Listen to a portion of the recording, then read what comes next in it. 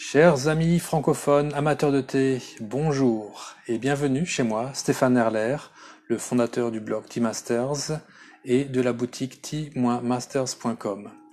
Je vous souhaite d'ores et déjà une très bonne fête pour la pleine lune d'automne. Cela aura lieu mardi soir ou mercredi à Taïwan. Donc là, j'ai quelques jours de libre, un long week-end devant moi. Et je suis heureux de le passer avec vous pour un petit cours sur comment bien tenir sa théière et les petites choses du thé. J'avais déjà fait une petite vidéo un petit peu marrante sous forme de mime avec des choses à faire et à ne pas faire. Si vous ne l'avez pas vu, je vous recommande de la regarder sur YouTube. Et sinon, je vais vous expliquer un petit peu les petits codes qu'il faut avoir pour bien préparer le thé, comme quelqu'un qui sait préparer le thé et pas faire euh, des erreurs de débutants qui vous feront mal voir. Donc si chaque société a ses petits codes, par exemple si vous êtes chez des dégustateurs de vin et que vous prenez votre verre comme ça, avec la main sur le verre, ça sera vraiment pas bien vu. Ça ne se fait pas. C'est pas comme ça qu'on peut bien apprécier le vin, vu qu'on bloque la vue et les doigts vont réchauffer la température du vin. Donc la bonne manière de tenir un vin, c'est par sa tige. Donc ça c'est par exemple un des petits codes, un petit truc qu'il faut avoir quand on est chez les amateurs de vin. Autrefois, quand on était dans le milieu, quand on était de la mafia et qu'il n'y avait pas encore Facebook pour se connaître, et que les mafieux allaient d'une ville chinoise à une autre pour rencontrer euh, des gens de la même organisation, du même gang, mais dans une autre région, dans une autre ville, il n'y avait pas de carte d'identité pour dire tiens on est du même gang. Euh, il y avait par contre un petit truc, un petit test à faire quand on allait chez quelqu'un dont vous avait donné l'adresse et que c'était également quelqu'un du milieu. Le petit truc, c'est quand il vous préparait le thé, comme on le fait toujours en Chine quand il y a un invité qui arrive. Euh, et ben, le petit truc qu'il fallait savoir, c'est que comme invité, si vous étiez de la même organisation que lui, le petit truc pour lui montrer, c'est de toujours prendre la coupe du milieu. Hein. Prendre la coupe du milieu, ça veut dire je suis l'un d'entre vous. Si vous preniez la coupe d'à côté, il savait tiens ça c'est quelqu'un euh, qui n'est pas de chez nous, il ne connaît pas ce petit truc là. Donc il y a des petits trucs comme ça, des petits codes subtils parfois qu'il faut connaître, qu'il faut maîtriser et bien tenir une théière et bien verser dans les coupes, ça montre tout de suite votre niveau, votre standing. C'est pas quelque chose qui coûte de l'argent. En fait, donc aujourd'hui, c'est vraiment juste un savoir-faire qui ne coûte rien, mais qu'il faut apprendre à maîtriser. Et donc, pour bien tenir une théière, regardez déjà la photo que j'avais mise pour le cours. Il s'agit d'arriver à pousser le petit bouton qui est sur le couvercle de la théière de manière à l'ouvrir un petit peu. Donc arriver à la fois tenir l'anse et ouvrir la théière. Ce qui veut dire, ça va être donc là, où est-ce que vous allez tenir la théière? Ça va dépendre d'une théière à une autre en fait.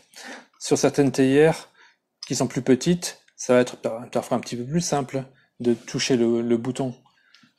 Surtout si vous avez des petites mains. Pour des théières plus grandes, parfois c'est un peu plus compliqué. Surtout si vos doigts ne sont pas très longs. Alors après, il y a aussi une fois que la théière est remplie d'eau chaude, si vous êtes un peu trop près du corps de la théière, vos doigts vont vite avoir très chaud. Alors que c'est un peu le moins chaud, c'est entre les deux, c'est le plus loin possible du corps de la théière. Donc là, mais ça va dépendre vraiment d'une théière à l'autre. Parfois aussi en fonction de la forme de l'anse. Il y a des endroits qui sont plus propices à être pris que d'autres, selon où elle est plus fine ou plus grosse, ou bien si elle est un petit peu en carré et pas simplement très ronde. Donc ça va dépendre d'une théière à une autre. Mais l'idée, c'est d'arriver à la tenir avec d'un côté le pouce, de l'autre côté votre majeur. Ça, c'est les deux doigts qui vont tenir l'anse. Mais tenir, ça ne suffit pas. Il faut encore un troisième doigt, l'annulaire, qui va faire un soutien contre l'anse. Donc là, d'un côté, avec le pouce et le le dos du milieu. Donc vous agrippez l'anse et avec l'annulaire, vous le calez. Et donc ça nous donne avec trois doigts, c'est le principe du trépied, hein, d'arriver par trois directions différentes de le tenir. Donc c'est là que vous arrivez à avoir le meilleur contrôle pour bien tenir la théière. Et si vous avez vraiment une théière qui est trop grande et que vous n'arrivez pas à toucher le bouton avec votre index, qu'est-ce que vous faites à ce moment-là? Vous prenez l'autre main et vous versez et vous arrivez à ouvrir un petit peu grâce à l'autre main et à l'autre index. Donc là, vous prenez deux mains pour verser. Si la théière est trop grande, si la théière est assez petite et que vos doigts arrivent à toucher le bouton, ben à ce moment-là, vous pouvez le faire avec une seule main.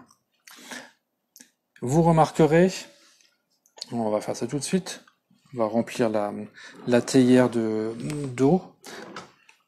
D'abord, pour préchauffer d'abord. Alors, pourquoi est-ce que on veut vraiment avoir tout ce contrôle sur la théière? A priori, il y a des gens qui aiment bien verser de deux côtés. Pourquoi pas verser de côté? En fait, l'idée, vous vous rappelez, surtout avec le Gaon, on a vu que pour bien réussir une infusion harmonieuse, il faut que les feuilles s'ouvrent de manière harmonieuse. Il faut que toutes les feuilles s'ouvrent en même temps pour qu'elles donnent les mêmes arômes au même moment.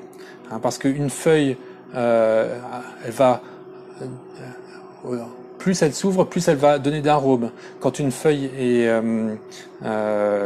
si les feuilles s'ouvrent de vitesses différentes, certaines feuilles qui sont peu ouvertes auront donné peu d'arômes très fins, et d'autres feuilles qui sont très ouvertes auront donné des arômes, beaucoup d'arômes, dont des arômes de plus en plus forts et amers. Et donc ça crée une infusion qui n'est pas bien harmonieuse, qui n'est pas de balance.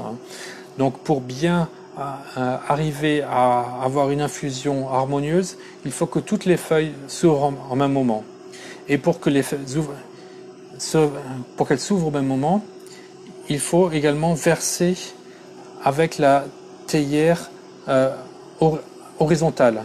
Si on verse de côté, ça veut dire que un côté va baigner plus longtemps, les feuilles vont baigner plus longtemps d'un côté que de l'autre. Donc les feuilles d'un côté vont infuser plus longtemps que les feuilles de l'autre côté, et donc elles vont donner d'autres arômes que celles à gauche vont donner d'autres arômes que celles à droite, par exemple. Donc ça va donner une solution qui n'est pas aussi harmonieuse. Donc surtout ne mettez pas votre pouce à l'intérieur. Les autres solutions ne sont pas gracieuses. On peut le faire avec les deux mains, mais si la théière est trop grande, mais il faut vraiment que ce soit ces trois doigts-là qui tiennent la théière. Ça, c'est la manière la plus jolie, la plus esthétique, mais aussi la manière où on a le meilleur contrôle pour garder la théière horizontale, pour qu'elle ne penche pas d'un côté ou de l'autre. Et ça, c'est encore plus vrai quand la théière est remplie d'eau chaude. Ou bien qu'elle est en train d'infuser du thé. Donc là, je la préchauffe d'abord.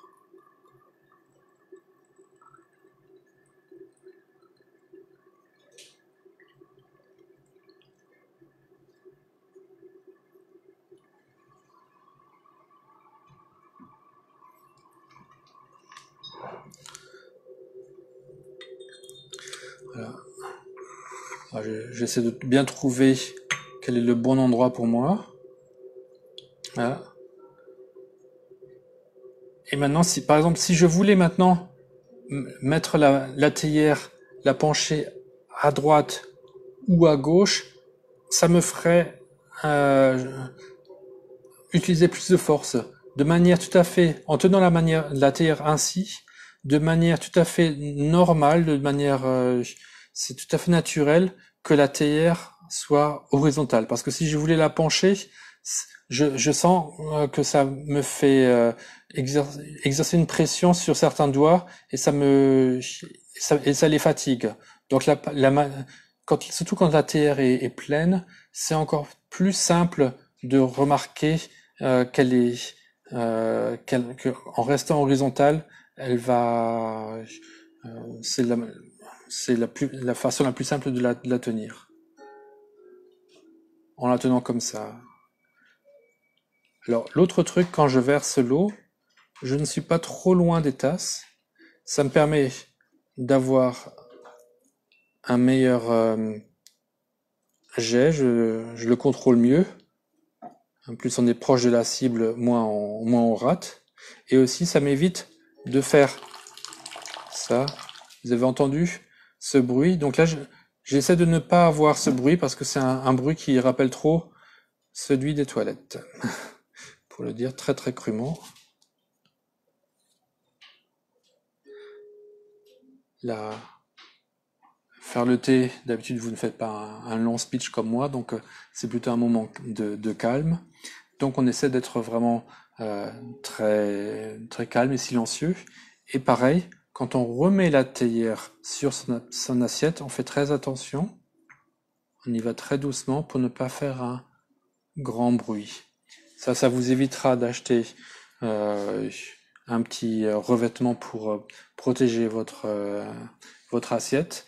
Et ça, c'est aussi un de ces petits détails qui montrent que vous faites vraiment très attention à vos instruments, que vous en prenez soin, que vous faites pas clac, clac, hein, si ce bruit de vaisselle, de porcelaine contre porcelaine, c'est un bruit désagréable parce que ça nous rappelle pratiquement le bruit que fait la porcelaine juste en tombant et qu'elle va se casser.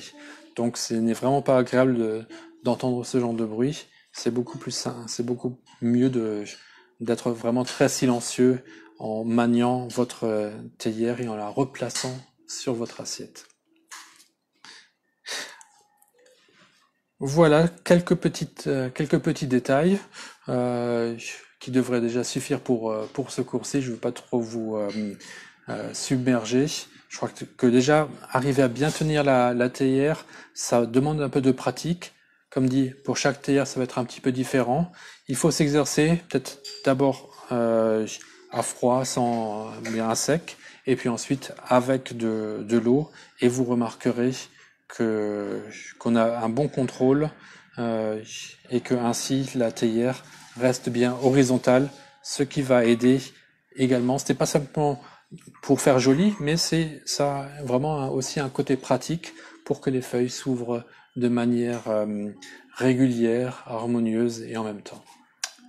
Voilà, je vous remercie pour votre visionnage de cette vidéo et je vous dis à la semaine prochaine.